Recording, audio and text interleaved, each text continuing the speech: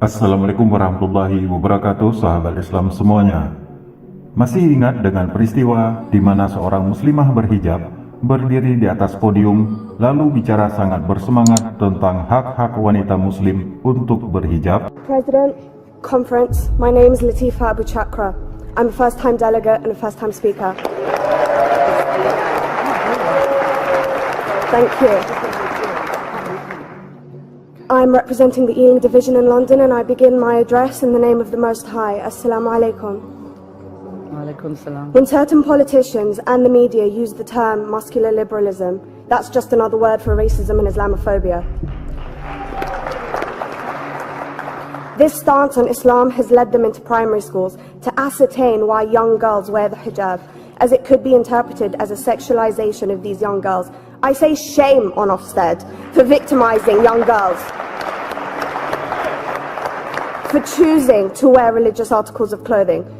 There is no such measure made for other religions or other articles of religious wear. This stance has other ramifications.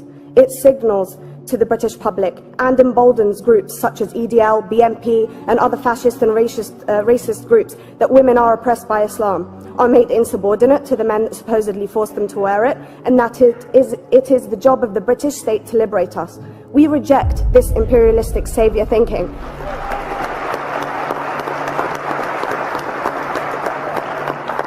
And I am here to state for all people who choose to practice their beliefs openly that we are not oppressed by our faith. The Quran beautifully states, La ikraha fid din, which translates to there is no compulsion in religion. My faith has given me the right to choose 1,400 years before the Universal Declaration of Human Rights told me I could. A fun fact for you, conference. My dad didn't want me to wear the hijab. I chose to. Those of faith, thank you. Those of faith should have the right to choose to wear their articles of faith. Sikhs wearing the turban, Jews wearing the kippah, or Christians wearing the crucifix. Practicing my right to freedom of expression through the hijab empowers me and other women like me to know that we are able to make decisions for ourselves. Through the hijab, women like me feel empowered to overcome the social expectations of sexualization that is relevant and has currently resulted in many cases of anxiety and worse. I can speak for myself and others like me. At school, I was able to focus more on the thoughts that were running through my mind than how good I looked to the world. The NUT has supported a woman's right to choose when it comes to pregnancy. I want conference to support my right to wear the hijab.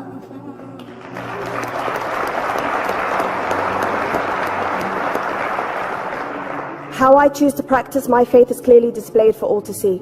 This makes me the target of hate crime. The level of racist attacks on Muslim women is disproportionate to any other oppressed group in British society because we are an easy target. This decision by Ofsted has ramifications beyond the school gates and must be seen in the context of increased attacks on the Muslim community and perpetuates the outdated notion that Muslim women are victims. I was on a trip last year to Hampton Court with my Year 7s, where a man felt comfortable to call me a terrorist. As a Muslim woman, I'm not a victim, so I challenged him. He denied it. I'm sure you've heard of the Punish a Muslim Day. It's been spoken about a few times already this morning. And as a Muslim, I'm actually quite optimistic. They're trying to limit it to one day. That's 364 less than normal.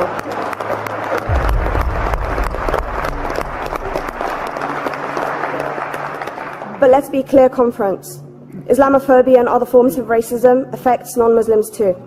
If we don't challenge this stance as a collective, we may turn into a society like France, where women are forced by the law to choose between their faith and their education, their faith and their right to work in the public sector, their faith and their right to enjoy a day out by the seaside with their families.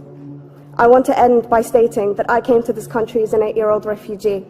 We are Palestinians, forced out of our land in 1948. We lived in third world conditions, similar to those in Calais for 60 years.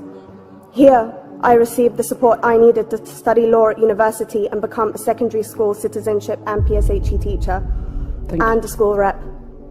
An injury to one is an injury to all, and I want to thank the Union for its stance on all oppressed groups, in particular mine, Palestine. Thank you, conference. Thank you, Latifa.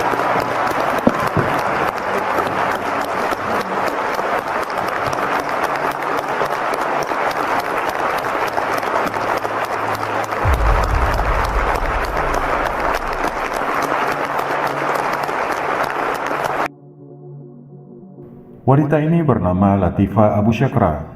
Dia merupakan warga negara Inggris keturunan Palestina. Pidato ini terjadi pada tahun 2018 lalu pada acara Pertemuan National Education Union, Persatuan Pendidikan Nasional. Ia mengkritik kebijakan yang dibuat oleh Ofsted, Office for Standards in Education, Children's Services and Skills, yang ingin membuat aturan pelarangan memakai hijab bagi siswa muslimah di Inggris. Wallahu a'lam bishawab.